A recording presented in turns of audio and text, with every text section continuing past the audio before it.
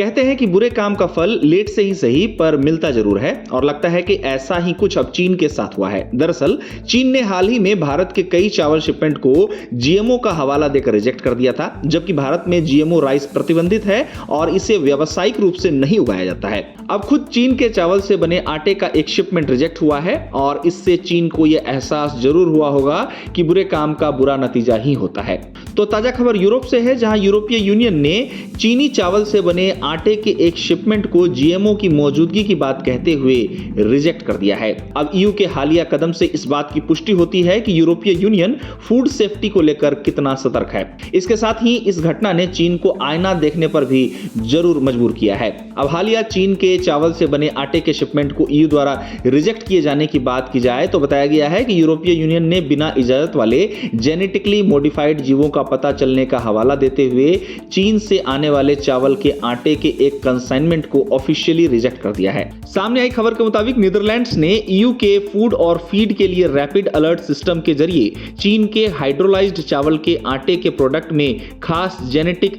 Sequence की पहचान की है, जिन्हें 35S प्रमोटर और TNOS के नाम से जाना जाता है। अब यह मामला ऐसे समय में सामने आया है जब इंटरनेशनल फूड स्टैंडर्ड्स को लेकर सेंसिटिविटी बढ़ गई है। आपको बता दें कि चीन के चावल से बने एक्सपोर्ट में क्वालिटी कंप्लायंस का मुद्दा पूरी तरह से नया नहीं है। आपको बता दें कि Nanjing university of information science and technology की एकेडमिक रिसर्च बताती है कि इस सेक्टर में चीनी एक्सपोर्ट को लगभग 2 दशकों से यूरोप में बार-बार टेक्निकल ट्रेड रुकावटों का सामना करना पड़ा है। बताया जा रहा है कि rapid alert system for food and feed के पुराने डेटा से पता चलता है कि 2006 से चीनी शिपमेंट में समय समय पर बिना इजाजत वाले जीएम इंग्रेडिएंट्स को फ्लैग किया गया है। बताया गया है कि यह ट्रेंड यूरोपीय देशों को चीनी चावल से बने प्रोडक्ट्स की एक्सपोर्ट वैल्यू में लंबे समय से आई गिरावट के साथ हुआ है, जो कथित तौर पर 2000 के दशक के शुरुआत में $6 मिलियन से ज्यादा से गिरकर 2017 तक $5 मिलियन से कम हो गया है।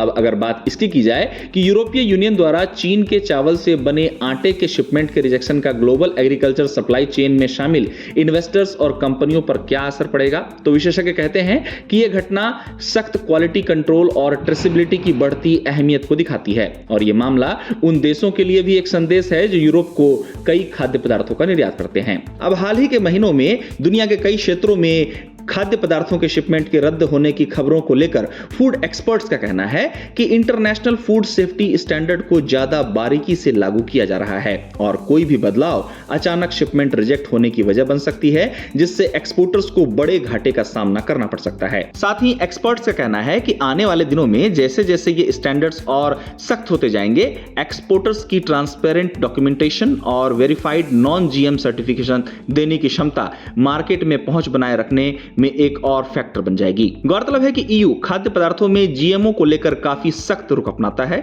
फूड सेफ्टी स्टैंडर्ड को लागू करने में यूरोपीय यूनियन के अंदर आने वाले देश काफी एक्टिव हैं। चीन के चावल से बने आटे के शिपमेंट के ईयू द्वारा रिजेक्ट होने की खबरें इस समय वैश्विक व्यापार जगत में सुर्खियां बटोर रही हैं।